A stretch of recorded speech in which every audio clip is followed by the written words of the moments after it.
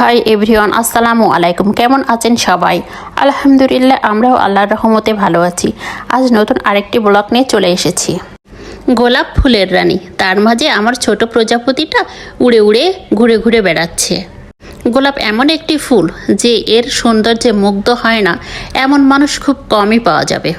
পৃথিবীতে ফুল ফুটে, গন্ধ ছড়ায়, চারিদিকে তার রঙে রঙিন করে তোলে।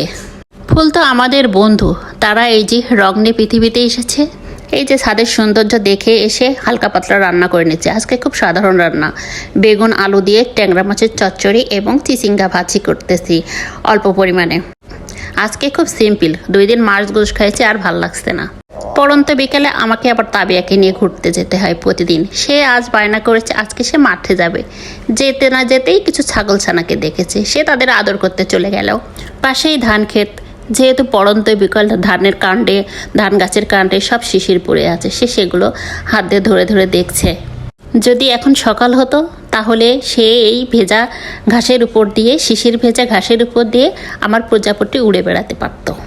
দিনের অবসর সময়টুকু এই পড়ন্ত বিকেলে সবুজ ধানের ক্ষেতের হেঁটে যেতে কি ভালোই না লাগে। আমার স্বপ্নটাকে ছেড়ে দিয়েছি এই সবুজ ধান ক্ষেতের আল দিয়ে ঘুরে বেড়াতে। সাথে 2টা আপ পেয়েছে সে, তাদের সাথে যেয়ে কিছু কাশফুল হাতে নিয়ে ধান ক্ষেতের আল দিয়ে সে হেঁটে বেড়াচ্ছে। তারাও এখানে ঘুরতে এসেছে, এসে তাবিয়ার সাথে বেশ ভাব হয়েছে, তাই একসাথে তারা ঘুরে বেড়াচ্ছে। গ্রামের মাঠ হলো গ্রাম বাংলার রূপ। শিশুদেরকে প্রাকৃতিকভাবে গড়ে তুলতে হলে তাদেরকে প্রকৃতির মাঝেই ছেড়ে দিতে হয়। তাই আমি এই যে এদেরকে ছেড়ে দিয়েছি প্রকৃতির মাঝে। মাঠের শান্ত পরিবেশ আর মিষ্টি হাওয়া মনটা যেন একেবারে ভিতর থেকে ভরে ওঠে। প্রকৃতির এই সৌন্দর্য নিজ চোখে না দেখলে হয়তোবা বোঝাই যায় না কতটা সুন্দর আমাদের এই প্রকৃতি, আমাদের এই বাংলার রূপ।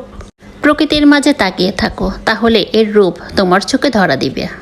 প্রকৃতির মাঝে গেলেই ভালো হয়ে উঠি, সুস্থ হয়ে উঠি। এই যে পাশ দিয়ে আবার রেল লাইন গেছে, গ্রামের মাঠের পাশ দিয়ে রেল লাইন, সেখানে রেলগাড়ি যাচ্ছে, তাবিয়া দাঁড়িয়ে দাঁড়িয়ে দেখছে। আমাদের জীবন হোক আকাশের মতো অপরিসীম, বর্ষার মতো তাজা, আর শিশুর মতো উচ্ছল।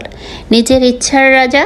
মন ভালো রাখার সবচেয়ে সহজ উপায় হলো এমন পড়ন্ত বিকালে যে আকাশের দিকে তাকিয়ে দেখা এবং সূর্য অস্ত দেখা।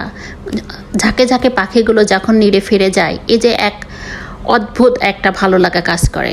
দিনের শেষ মুহূর্তে সবারই ঘরে ফেরার তারা। এই যে ছাগলছানাগুলো, তারা নিজ বাড়িতে চলে যাচ্ছে, আমরাও চলে যাব একসাথে সবাই মিলে আমাদের বাড়িতে। এই যে মেঠো পথ ধরে আমরাও আমাদের গন্তব্যের দিকে এগিয়ে যাচ্ছি। তো আজ এই পর্যন্ত। আমাদের ব্লগটা যদি ভালো লাগে অবশ্যই লাইক, কমেন্ট, শেয়ার করে দেবেন। আল্লাহ হাফিজ।